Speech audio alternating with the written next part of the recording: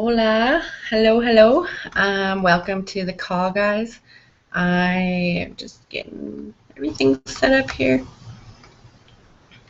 So today we're going to talk about the hidden meanings of our organs, our body parts, our endocrine system, frequencies in the body, and how that is healing, and Egyptians as well, how it kind of links back yoga and India, how all that links back to them and their understanding of the universe and our connection, and consciousness, just our inner knowing, and how our body works, and just how it functions. It just knows what to do. The liver knows what to do to be a liver, and we're all born with that innate knowing. So how to open up our third eye, how to channel and listen to our intuition, different things that can help us do that. So I will be sharing ways to open up your pineal gland, your third eye, and then we'll talk about chakras as well, how that ties in with our emotions and our organs and the endocrines, and how that, if they're out of balance, can throw our lives off in different areas. So we'll have different emotional problems, different mental struggles. So yeah, thanks for joining. If you guys have any questions, you can just type in the Q&A box thingy here. Just gonna connect it. So yeah, if you guys have any questions, you can shoot off there. In the chat as well. The chat is there. Okay, so we'll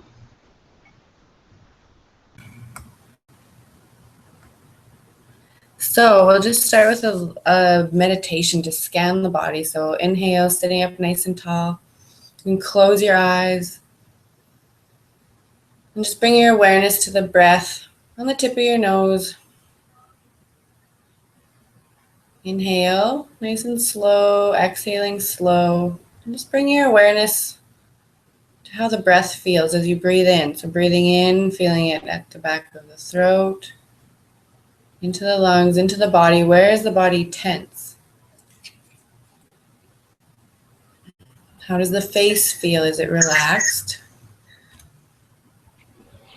Is it relaxed? Are the eyes relaxed? Relaxing the cheeks and just focusing on the breath. So we just want to focus on the normal breathing.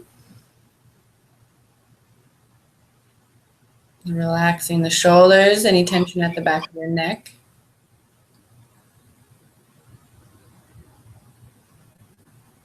Just being aware of the joints in the body, your shoulders, your elbows, your wrists, all the vertebrae, scanning the body all the way down the vertebrae. Just sending your breath to every space in the body. Scanning each finger, your thumb, your index fingers, your middle fingers, your ring fingers.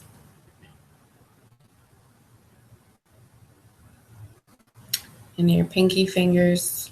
Scanning the body down the hips, the legs, the knees, your ankles, the soles of your feet, and your toes.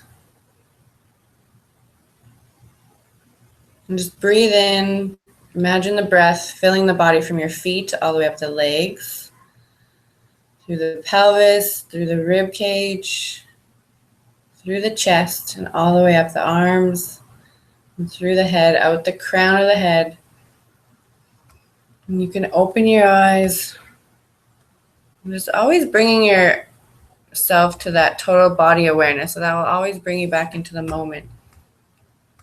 And is healing for you. So it calms the brain, it calms the brain waves, which if the brain is very active can cause inflammation, and then things can get thrown off. So I really got into all this understanding the body and the organs and Chinese medicine is through body talk, and by knowing that I had things to eliminate, going through anxiety myself and go up and down with feeling depressed and, going to work, trying to balance life, and give people good advice too at work. So, massage clients, friends, and family, and help, educate people on understanding their body and total body awareness. So learning about body talk and access bars and natural healing modalities was just something that I knew I wanted to dabble into. So that is why I'm here. I want to help people, tune into the body, find the pain in the body, and help eliminate it so that they can be happier and feel better and enjoy their bodies, enjoy their life, enjoy every moment, because everything we see is amazing. It's beautiful. It's nature. And we'll talk a little bit about nature and patterns as well, and how all that ties in with food and our body cells, our streets and our buildings, man-made things. So the endocrine system really is, it is tied right in with our chakras. So the 7 major chakras are tied in with the 7 endocrine, the 7 major glands of the body. That's something nowadays that is really misunderstood. And all the testing and diagnosis and things, there's infinite possibilities of how people are shaped and conditioned in their lives as they grow up. So therefore, there's infinite reasons as to why someone is, develops this disease or this condition, why other people, make it through different cancers and different diseases and other people don't. So it just, it's tuning into that breath. And they say, ancient yogis, that the slower we take our breaths, the longer we can utilize our life, keep the longevity going. So just tuning into that breath, noticing when we have shallow breathing, and then also paying attention to the thoughts that we're having when we're feeling anxious or when we're feeling depressed. And then we just have to practice pivoting and changing ourselves to get out of that habitual state of mind. So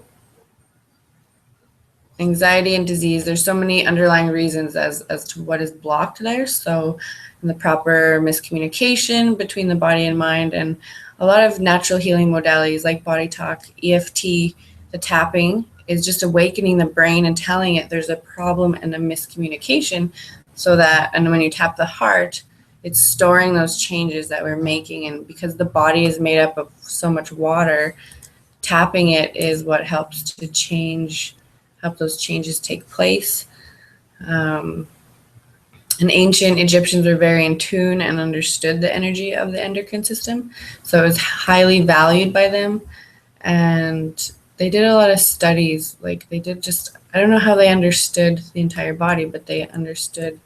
They didn't eat meat even. So they understood consciousness and human life in such a way that, they could tap into their intuition, and they knew what possibilities there were as humans. And with all the ancient scripts and things in the temples on the walls, it shows that these people were in all different yoga poses. They ate a lot of fruits and vegetables, like plant-based diet with grains and very little fish. So they, the cows in India and Egypt were very sacred, and they meant fertility, they meant abundance and wealth and prosperity. So plants, that's something else that I'll mention in a bit, is just plants and healing, like ayahuasca. There's a plant called iboga that they say is like a male-female plant with ayahuasca and the iboga, but a lot in Peru is happening there with plants and healing the body, healing anxiety, healing depression, people with heroin addicts, there's anything serious, serious addictions, alcoholics. And I don't know, it's pretty interesting that these plants are helping people, heal their lives. And then they go home with, an insight and know what they need to do, know the things that they need to work on, the things they need to change in their life. And even that, I actually have a friend here in Mexico. She was down in Peru for a few months teaching yoga, and she's she was telling me stories about ayahuasca that she's done it over 40 times. It's actually something that teaches you to let go and be patient, allow things in life, because it takes you into another level of consciousness that, you know, you're seeing different things and emotions are coming out, stored memories, experiences that we've had. And that, you know, that's how we clean ourselves out. And if we're resisting things during the process of the ceremonies, then it says like we could get sick. So people get sick or they purge, throwing up, crying, like emotional releases, of course, all over the place. So that's just something super interesting. Living in Mexico, you just hear more of that. And sweat lodges too, like the mezcals they're called. I might be going to one of the sweat lodges next Saturday, which is, I'm not sure how it will go, but I do like heat. But yeah, it's extremely hot, and it's just purging those toxins in the body, just like a fever. So nature has to take its cycle, just why we have seasons, because the fire burns the forest to purge all those cells and things that need to be cleaned up, and then new life starts to grow again.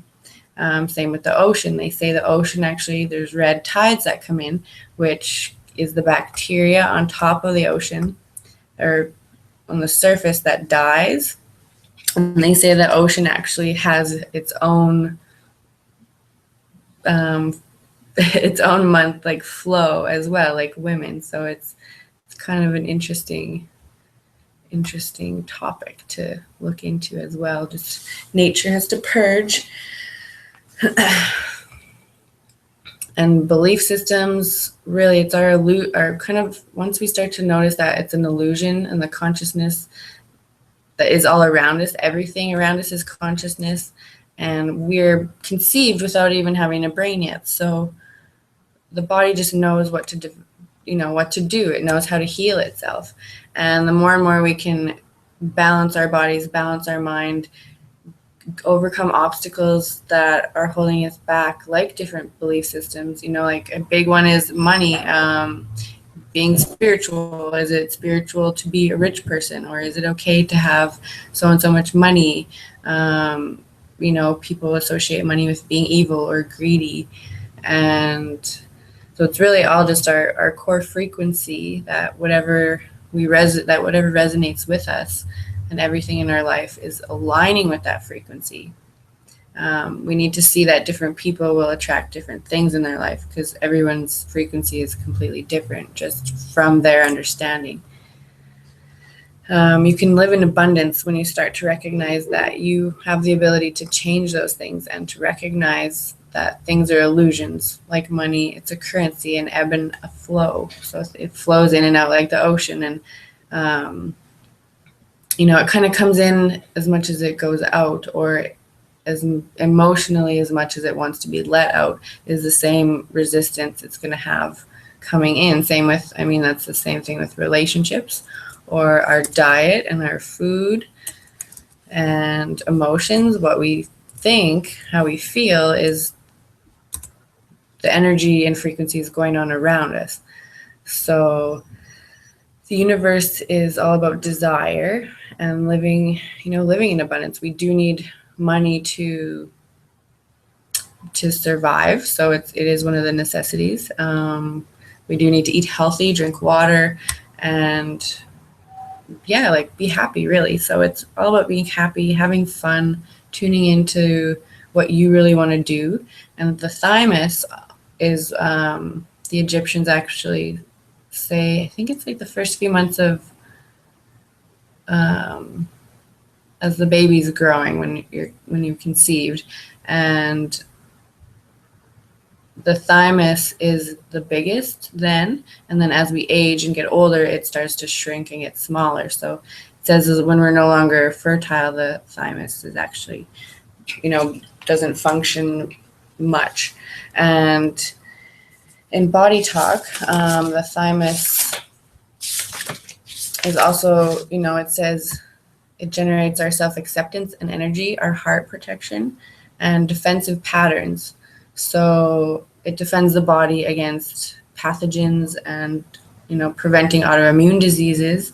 But the distortions in the consciousness of the thymus that, can be affected by different things,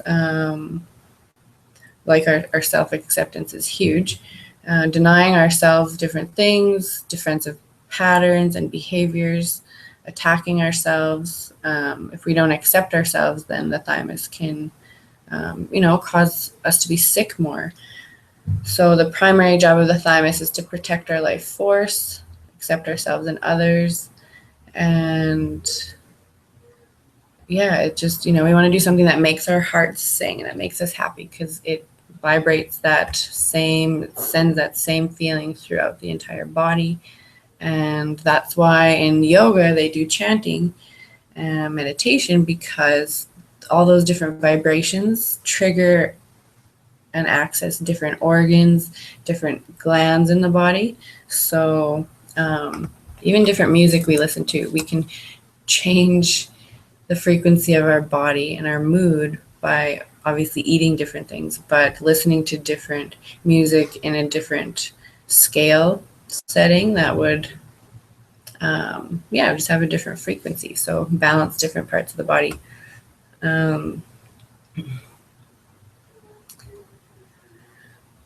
So consciousness is our inner knowing. Our body is developing and growing, like I said, without even having a brain yet. And in order for all of these to function, the DNA is programmed there. So a heart, it's like, how does the heart know to be a heart?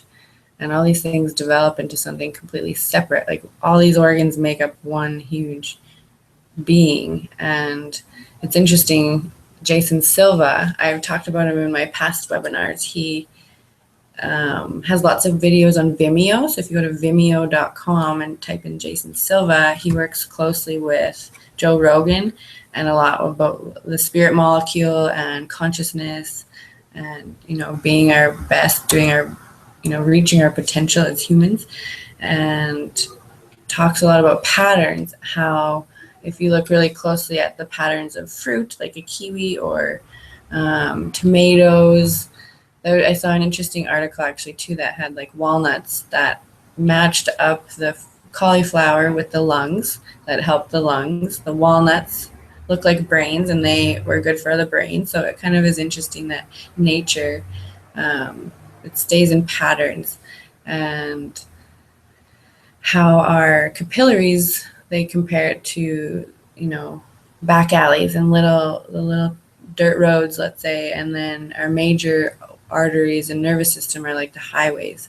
And if those highways, which in our body are called nadis, if those get blocked, then things get rerouted through circulation, the nervous system, and organs obviously have to work harder in other areas or not so much, and then those blockages cause disease. So it is quite amazing to watch this, one of the Jason Silva videos. It's just amazing, the patterns, the nervous system with the solar system and our eyes, and just seeing how the blood moves through the body and the oxygen, the circulation, nutrients, as well as, how our vehicles and humans move through the city streets and move while we drive. It's quite amazing to see things in a faster mode, in like a time lapse. And from that perspective, you can zone in onto a cellular level and see how intricate our body is, that you can tune it with sound. You can balance the body with sound. You can balance the body with breathing. And when you breathe in, the lungs represent breathing in life and letting things go. So we hold guilt in our lungs as well, which could be just from not releasing, not surrendering, not distributing the chi and that energy through the body as much. So pneumonia or lots of chest infections can be from uncried tears. And so, we need to release that so that the energy through the body is distributed properly. another consciousness things that we go through as humans is just, feeling separated. So by opening up the third eye and tuning in, being connected with the universe, we'll have better self-esteem. People modify their behaviors with different appearances or making, fashion statements, different things. Sometimes wondering, finding themselves, but also sometimes not being themselves, worried about judgments, misperception of themselves, needing to validate themselves. So I just want to work on reprogramming the subconscious and deprogramming those thought processes. So, people use different masks or personality, behaviors around different people. Same with time. Time is a big thing that affects us and can leave us feeling tired and stressed or disconnected. Just the past and the future, right? Leaving, anxious or depressed and trying to live in the present moment while planning for the future at the same time. Goal-orientated actions, personal achievement, personal struggle, desire-driven behaviors, the need to succeed, timeless and infinite. Yeah, things are just timeless and infinite, but learning to accept what is, be in the present moment, and even spontaneous actions can fall under time. Just, not having enough time or always using that as an excuse, or being so busy. It's, everybody has the same amount of hours in the day that we do have the capability to, if we do utilize our time right and look at where we spend our time and how we can slowly start, switch that up, then, we just make time for what is important in our lives and what's priorities. Fear and guilt of existence, people feeling rejected, avoidance of things, feeling like you need different actions to please people. Freedom, practical actions, reducing stress, reduction of stress. So spontaneous actions, again, come in there. I'm feeling guilty for shopping or all that kind of stuff. So, we can reward ourselves. Nothing is great if it's overdone, but just everything in moderation. And just being an individual, not identifying ourselves as certain things or roles, labels, carrying around, different things somebody told you were, and just dissolving those concepts and dissolving those beliefs, letting them go, and noticing when the ego kicks in of like me. It's like, oh, this didn't happen for me, or this person. What's a good example of just egoic behavior, high expectations of how you think things should work out, and then, you get disappointed. So the desire to fit in, and everybody wants to be made to feel that they're important. So that's something that, smaller villages, you notice that like so many people, everyone knows everyone, they all work together, they all help each other, they all know each other. And when you get into bigger, even apartment buildings, I notice people don't even say hi anymore. Sometimes, like your neighbors, one of the apartments I lived in, they just never said hi, or I'd, try to say hi and they just kind of scurried in. So just getting to know people, getting yourself out of that comfort zone and being comfortable, again, being uncomfortable, right? I say that lots. I think that just knowing that it's practice, and little by little, it's going to get easier to challenge yourself in different areas. So 4 levels of consciousness, according to Ralph Smart. He's a lot of things. He was, I think he's a psychologist, and he's like a photographer and an artist and a writer. So he labeled things, or put things into 4 levels. 1 being autopilot, 2 artists, 3 alchemists, and 4 magicians. So on autopilot, people just function like a drone. They aren't even really questioning that there's higher awareness, higher consciousness out there for them to feel better or for them to experience more and challenge themselves more. They just kind of go through life on a conditioned cycle. They get up, they eat, they go to work, they come home, go to sleep, and they do the same thing over and over and over and over and over and over and never really change. They think this is it. And I mean, if they're happy and they're great, then that's great. If that's something that someone isn't happy in and they stay in that state, there's so much deeper meaning to existence, and it's a conditioned state from our childhood, and it's not our natural state to not question that, to live like on a conditioned cycle and think that that's what we're here to do and be. It's a slower vibrational state, so it just keeps you in lower energy, not as in tune with maybe the world around you, or not as in tune with yourself and the body and intuition. Number 2 is artists. So a lot of they're very creative. So artists or musicians, gifted people,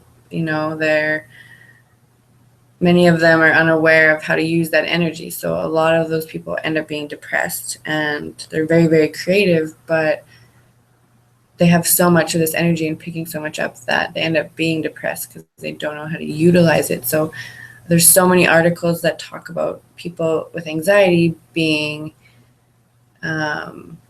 alchemists and healers and being very intuitive, because when they're, social anxiety is just picking up a lot of frequencies. And in Access Bars, it's a course I took. You can go to accessconsciousness.com. I do the body talk long distance and the Access Bars as well, but it's nice to have it done with somebody right there, just like most treatments are. But long distance works just as amazing. So the Access Bars, by pulling energy from the body, this is reducing all these stored up beliefs and things, but they actually say that up to 90% of our thoughts aren't even ours, because we're just picking up so much of other people's thoughts and people around us, and so on and so forth. So just tuning in, like yoga is something that is why they stress it so much, to open the pineal gland, to tune into our bodies, the world around us. You start your morning with yoga. Anytime you can do it, you're just definitely notice the benefits. And then it makes you crave it even more. So you want to keep doing it. And then, like I mentioned, I think last webinar, once you tasted that and experienced that inner knowing and that conscious and that good feeling of the body being clean and the body being, loosened up a bit, the mind also is, the mind is what's you're choosing to do those poses. So it's going to eliminate tension in the body and, first of all, the mind as well. Alchemists. So number 3, making the best out of the worst. They don't allow external influence to affect their internal feelings. So they're using more of their right brain. As well, the autopilot people are more in their left brain, that more kind of relaxed and not as linear and not as structured. The alchemist more so right-brained. Just making the best out of the worst and kind of being in allowance. And I like meeting people like that. It just, external things don't influence them or affect them. And it's just like the calm lake. When the lake is nice and calm and people are going to start throwing rocks in it and creating ripples, it's also up to you if you allow those ripples to happen. And we can create those ripples for ourselves even. So how do we, the way we speak to ourselves, how we react. And it's just the more and more we can practice and undo and work on the journey of feeling better, feeling our best, being our best, the more the body's going to be in tune. We're going to increase our vibration, increase our frequency, and that's just going to make us more intuitive and be able to get rid of any anxiety that creeps up and understand why it's coming there, understanding why our emotions are there. And that's the fun part of it too, is next week I'm actually going to have a girl, Phoebe, who I met on Instagram, and we met in Yalapa here in Mexico, in Puerto Vallarta. She was doing a yoga retreat, and she's going to be talking next week about the messages and things that she gets from the universe and how she makes decisions with it, and interesting ways of following her heart. So I'll tell some of my stories too. They're pretty interesting, from like dreams and different things that dream books and following astrology and horoscopes and stuff. So so number 4 level of consciousness, the magician. These people are comfortable being alone. They're individuals fusing the left and right brain, so they have easier time. They're more aware, easier time balancing their life, and they're more aware of the consciousness, the connection of everything in the universe, how it is all one, and feeling those frequencies around them. They can focus on their third eye and read people really well, so they have a good intuition. They can pick up those vibes from people around them. Even in India, in yoga class, they're talking about how a schizophrenic and a yogi are like the same thing. I mean, the schizophrenic doesn't have those cognitive filters to keep the noises, voices, all those different things out. So they're picking up so much frequency, and it doesn't have a barrier or anything to protect the brain from picking up all this stimulation. And then a yogi, on the other end of the spectrum, because they're using balanced brain rather than schizophrenic, is it more right brain? They're completely they're in one side of the brain, like bipolar too. It's just completely back and forth. But don't quote me on that one with the schizophrenia. I've got to double check on that with the brain usage. So picking up on other people's vibes and thoughts. Yeah, it's just interesting. The yogis have that awareness of picking up those senses, the sensations, vibrations, frequencies from people, and then tuning into their intuition. But they have the cognitive filters that are, blocking it and not causing such stress on the person. So I'd love to be able to work with schizophrenics and bipolar and just see how, healing them with frequencies and sound and vibrations that the natural healing could do for their brain and balance. And even working with at Ask Abilities last summer with different disabilities and autism, and it was just amazing to see how the yoga had helped so many of them, and see them even doing it in wheelchairs and stuff, and they feel so much better. So ways that you can open up your third eye, focus more on the intuition, whether it's clairvoyant, clairaudient, clairsentient. Clairsentient is feeling and sensing it in the body. Clairvoyant is visual. You might see images or picture things that happen before they do. Clairsentient, clairvoyant, clairaudient is hearing. And then there's claircognizant is this like inner knowing. It's just somehow these things without even knowing how. So opening up the third eye, eating more phytonutrients. Food is our information for the body. So we are what we eat. Is replaced, the proteins that are building blocks, amino acids for the body, are replaced with what we eat. So place yourself in an environment that complements your energy. The more we are tuned in with our intuition, we see things we always see things we have always been told are not real. So the more we tune into our intuition, you notice that things we've been taught aren't real, or are lies, or we've just been conditioned by society to, they want to keep us on a lower level so that we don't start realizing all the things that they're hiding from us. And that's just a whole nother completely webinar to dive into. But Meditation, again, is huge for helping open up the third eye. Most of us are in beta state.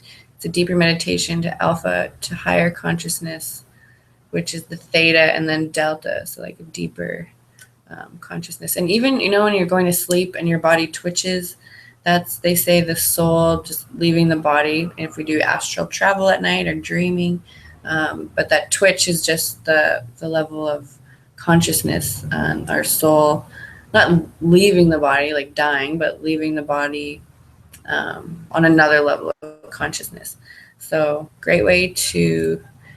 meditation is a great way to access our infinite potential. And being so busy, it's on autopilot, afraid to be ourselves and not embracing nature. It's good to get clarity, and it's good to gain that clarity. So even just 5 minutes before you get out of bed, a few breaths, focusing on that nice calm, scanning the body, and just make that choice every day. So even a plant-based diet as well, it's going to really help to decalcify the pineal gland, and that, drinking water with fluoride in it, brushing the teeth with fluoride in it, that will calcify the pineal gland. And, it's like hardening up the gland. So we want to keep it open and vibrant and connected with the universe. So all of this stuff is ancient knowledge. It's ancient things that Egyptians in India, birthplace of yoga, where they all used to do this, and they still do. So by awakening the third eye, we're tapping into that inner knowing, our intuition, and the realm of our imagination. So imagination is something that can hold us back, can be false. We live our lives through our imagination. So there was something that I read the other day that triggered something for me, that like if I'm feeling angry or frustrated, it's good to tune into what I'm thinking about and visualizing, because they say, what if I could be imagining things that might happen and put me into a frustrated state, or thinking like, what if these things don't work out for me? Or I remember starting webinars last year, and the first one to the 12th one, my voice even sounded completely different. And, but I just sit there imagining what could go wrong, and then that can create different emotions. And just being careful where we spend our imagination and use it wisely. So again, removing fluoride, plant-based diet, decalcifying the pineal gland. And once we start to gain this awareness with our food, you'll begin to notice a deeper connection and experience how what you eat changes exactly how you feel. And eating different colors, if you eat pineapple and bananas, it's definitely going to help change and alter your state of depression or feeling anxious as well. So food, we're going to talk more about food in number 8, I believe, webinar number 7. And your mood, the importance of connection, of the connection with your mood and your food. So this is why, I don't know if you guys have seen it on Facebook, starting a 30-day cleanse. So just depending on when you decided to start the cleanse and get your products, that,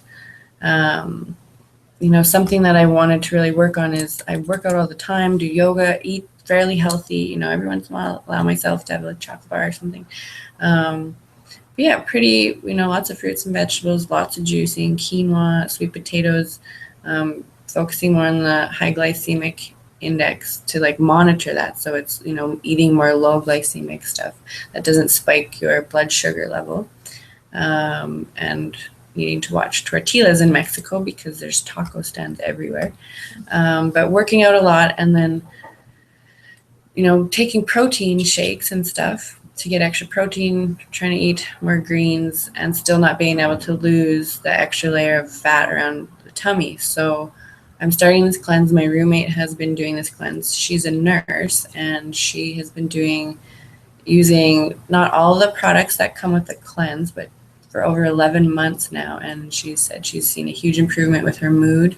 Her sleeping is something that she wanted to use this for. And Um, what else? Just getting her body back, really. So, and bloated. She was always feeling bloated. So flushing the toxins from the body, for whatever reasons, where, the organs could not be processing certain minerals and vitamins as we need them to, especially if we're stressed. Then over time, irritable bowel syndrome kicks in, Crohn's disease kicks in, and we haven't ever flushed the body of toxins. So that's something that is really good to do. So if you're interested in that, just get a hold of me, learntounwind@gmail.com. The Facebook page, Unwind with Melissa. And we're going to start that cleanse. So we'll have guidance in Facebook group for you to follow along and learn about that. And it gives you exactly what to eat and when, and how to plan your snacks and things. So you can use it for weight loss, for energy and performance, for healthy aging as well.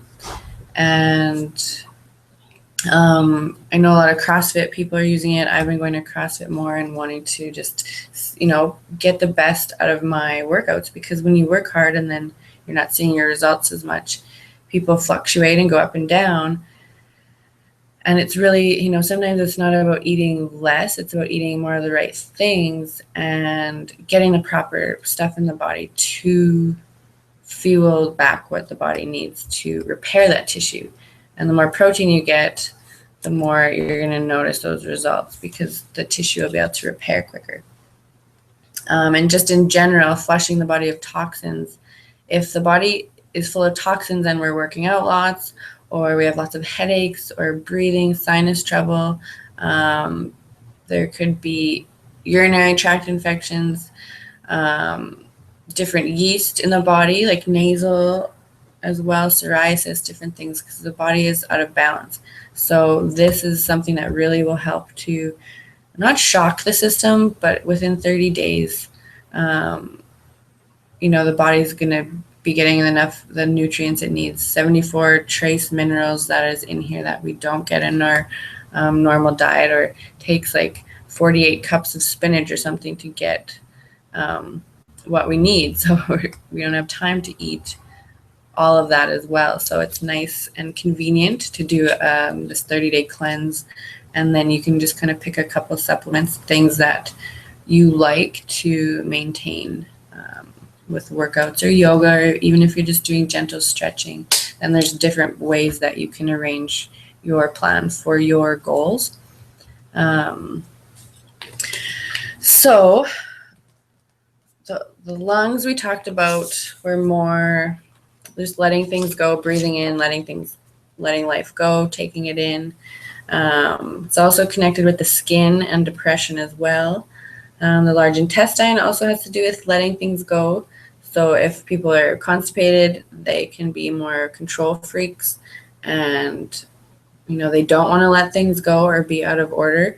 Diarrhea is a feeling out of control, that you don't have control over different things in your life, or you're acting out of control. Obviously, the large intestine lets go of waste products, but helps us digest our food as well as emotions, and keeping an open mind. The heart is responsible for balancing the lower 3 chakras and the upper 3 chakras, and it keeps us connected to the universe. So it's our seat of our personality, and it actually says that people with heart transplants or patients have, some of their personality traits are different after they've had their heart transplant. The liver has to do with planning and organizing, processing. Anger as well is stored in the liver. So if anger isn't expressed properly, then it will get stored in the liver, and resentment can arise. So that, is causing different choices to be made. Resentment is in there for whatever reason, because of a grudge maybe that we hold on to. And then we make our choices or react to certain people or different situations repetitively the same way, because that's still an active memory in there. So getting rid of that is good, done with yoga, meditation, cleansing, healthy eating, being aware and being open to accepting that we know we do need to change and look, it's okay to change, that we can look at ourselves and just embrace it, that like, hey, I screwed up, or I made mistakes, or I'm at where I'm at in my life. And you either, you know, decide to start doing the things that you want to do to help yourself feel better, or it's just the longer we wait, the longer we wait for results. And when you look back, you know, the time is always going to pass anyways. Gallbladder, lots of gallstones are condensed anger as well. The liver, the gallbladder work together and getting our work done. So the gallbladder helps us make decisions. So ankle, rolling your ankle, the gallbladder meridian runs down the side of the body, so it runs through the ankle. If you're damaged ankle, decision making, it can cause, you know, depending on how bad the damage is, depending on how big the decision is in our lives, maybe. Our spleen is a nice organ. It is feminine, and it keeps us in balance with the moon, the cycles of the moon, and our menstrual cycle. Worry and thinking keeps us in rhythm with our in life, and the blood helps to filter out old stagnant thoughts and worries. So having digestive disorder as well, starting in the stomach, digesting life, feeling rejected, worry, the conscious mind. The stomach digests our lives and our thoughts and our food. So it's can resemble how we process our thoughts, how stressed out we get or worried. So paying attention again to our thoughts is huge. Our kidneys have to do with fear, energy production, coping, survival. If there's too much focus on being separated from people, feeling separate, feeling lonely, we have too much fear and need to control our world. So, you know, if we're afraid of judgment as well, then the kidneys will have a lot of trouble. So we preserve our lives by generating fear to keep us out of danger. But again, when I talk about that fear, we don't want it to be a worried fear that it's like a negative or a lack of something. Condensed fear for kidney stones as well. The bladder, any bladder infections, frequent anger, not afraid to express it in relationships, as well as, you know, feeling pissed off or feeling frustrated, and resentment. Unwillingness to release anger can turn into resentment. Our pineal gland, we talked a lot about, it connects us with the universe, our well-being, rhythms in the universe, and our sleep cycles, as well as melatonin. The pituitary gland is the master gland of the body. It's feminine and works with our insight and intuition, good communication between the left and right brain. And it also does a lot of other things to, where's my form here? Pituitary gland, you know, works with the thyroid and anterior, posterior pituitary, our kidneys, cortisol, lots to do with the reproductive system as well. So thyroid, that's all with communication and the throat chakra. Expressing ourselves, being comfortable asking for what we need in our lives, and not feeling choked by life or by work. The thymus, we talked about self-acceptance, and immune system, keeping the immune system strong. Our pancreas, again, linked to diabetes, and has to do with our ability to receive things in our lives and our sweetness in life. So we craving lots of sugar. Anxiety as well, being worried. So we want to use our worry creatively to maximize life's abundance. So a lot of the body talk stuff that I studied have summarized all these different organs as well. So it's amazing to learn about all this stuff and teach it to you guys and help you, and, you know, share it because it's amazing. Ovaries as well, ovaries and the testes, have a lot to do with embracing our physical bodies. Different, girls have a lot of self-image issues that can affect their period or their monthly cycle and their ovaries and stuff. So just embracing our sensuality and sexuality, and it's like releasing our barriers also has to do with releasing eggs so that fertility is possible. And some girls don't get their periods, so it is, we just have to let those barriers down, be comfortable with ourselves. And our adrenal glands, we drink lots of coffee, if we're stressed out, then we go through adrenal burnout. It leaves the body filled with adrenaline. So that they're responsible for our drive in life, our motivation, and our willpower. We could go on forever with different body parts and our organs tied in with the chakras and how all those stay balanced with emotions. So like the organs and endocrines help generate different emotions through the body, and our thoughts and different emotions that link to those endocrines, the chakras, are basically located in all the areas where the endocrine sits. So you can see how different layers of emotional, physical, mental, and spiritual connection with the universe can affect the body. And if it's out of balance, then emotions going to affect the physical is going to affect mental, and vice versa. So it's just a continuous cycle. Our navel also is connectedness, connecting us to the universe. Our skin is self-acceptance, our self-image, feeling guilty, protection as well. The diaphragm, breathing in, the diaphragm comes down. As you breathe it out, it goes up. And that has to do with holding and releasing things. So the diaphragm holds a lot of emotions, and it's like a net. So it's going to capture and connect, like catch all that stuff. And that's why our breathing can get shallow. The diaphragm is something that is huge. It's connected to all, the ribs along the entire wall, thoracic cavity. Our connective tissue is our flexibility, our rigidity in life as well, our integration. Nerves, communication, our energy and awareness. And our eyes, seeing the truth, avoidance of things. Nose, our acceptance, clarity, sensitivity. Our ears are also, have to do with listening, hearing the truth, having, good understanding with people.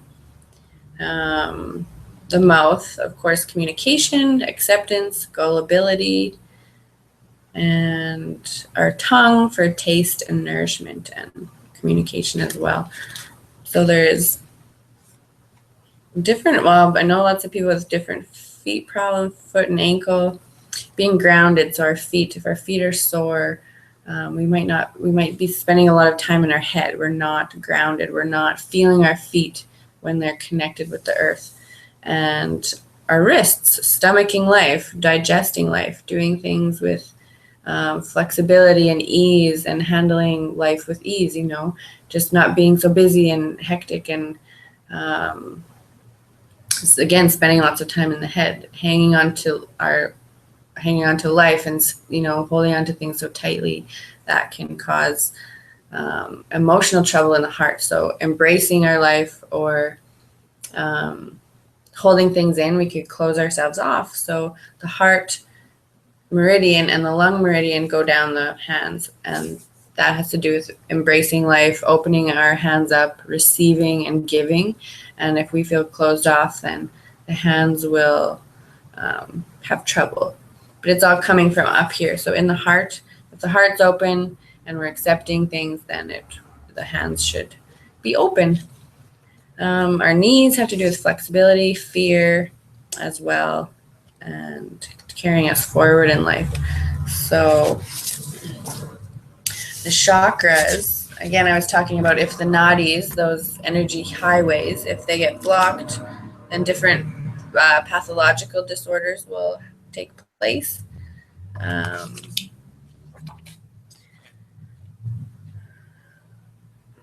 So working with the chakras, the base chakra, that has to do with the kidneys and the adrenal glands. It's the color red. and it's for survival. So the base of the spine, feeling grounded, highly motivated, comfortable in material world, or feeling insecure, ungrounded, unsettled lifestyle, cannot manifest different things in their life, very tired.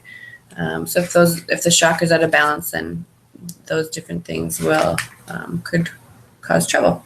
Our sexual chakra is orange. It has to do with the kidneys, the ovaries, and the pancreas, or the prostate.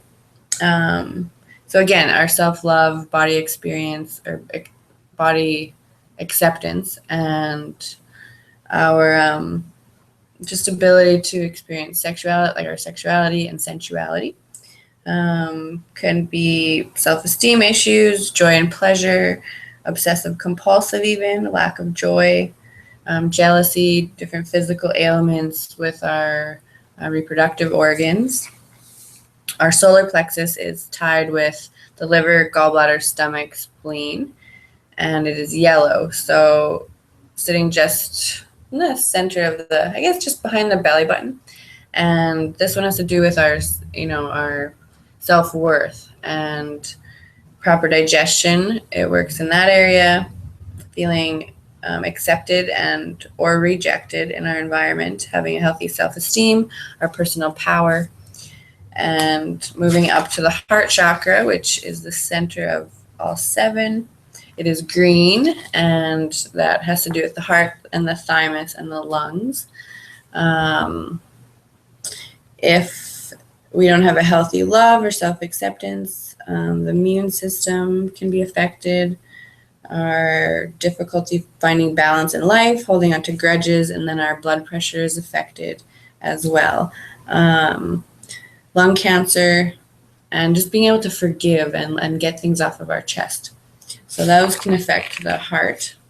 And if we're depressed, then that's usually seated in the heart, and the chakras spin, so we want them to be balanced. And if it's spinning in the wrong direction, that energy, then it can develop this inability to generate joy. So, it can get stuck into a depression state, and we just have to keep balancing the body, because we keep being stimulated by the world around us. So we need to keep at it. We need to it's like a shower. It only lasts for a day or two. Like you got to keep cleaning out the body and the mind. Our throat chakra, again, good communication, asking for what you need. If that's out of balance, we can have thyroid problems that can link and throw off so many other things in the body. Our brow chakra, our pituitary gland, and the hypothalamus for a healthy intuition, spiritual awareness, and using our senses and having an open mind. You could develop headaches, ear infection, eye infections and stuff in this area as well, the third eye. And mental, so anxieties here, paranoia, schizophrenia, and different hormonal balances. And then our 7th chakra, the crown chakra, is our pineal gland. So that's connecting us with and some people there's different people that say the pituitary gland is the third eye, or the pineal gland is the third eye. So our experience with our self-realization, our spiritualness, a desire to know ourselves and having a greater connection with the world, or confusion, mental illness, having a limited connection. So it's just what we choose to do with this knowledge that is wisdom. And the wisdom is really what lies in our experiences. So the more we can experience, there's that wisdom there that when you give advice, you've understood it and you've gone through it and you've applied that knowledge. So we can learn so much, but if we don't apply it, then it's not being utilized. It's not giving us the results we want in our life as well. Instead, we sit around contemplating and thinking about all those things, but we need to act on it. So yeah, if you feel yourself, or if you know anybody that could benefit from a body talk or an energy healing or reading that we can,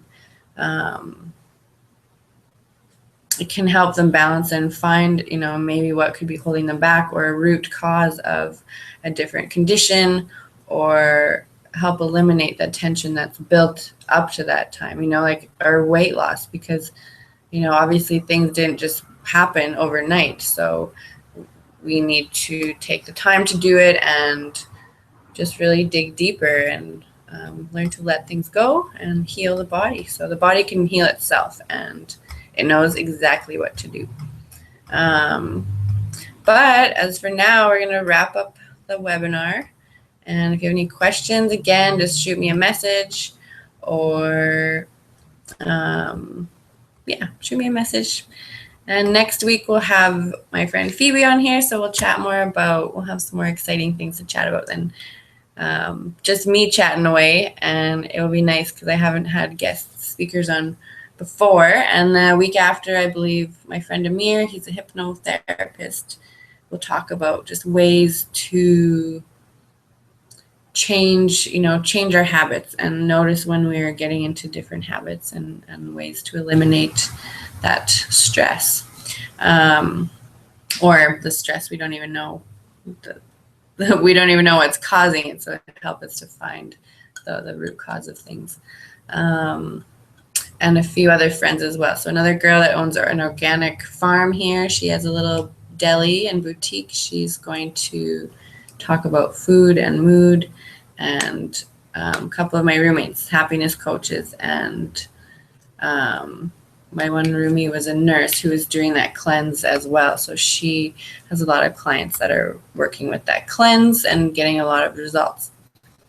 And yeah, from there, so you can visit onlinewithmelissa.com. There's online yoga, there's online meditation, and there's 12 weeks of that take you through step-by-step different exercises for different reasons, emotionally and physically, organs, all that kind of stuff. And then 12 different meditations that take you through over 10 different breathing exercises. So it's just a nice guide to build you up to practicing more meditation, and then your body gets used to the breathing, and you can do it easier if you're starting it out properly. So yeah, it's really cool.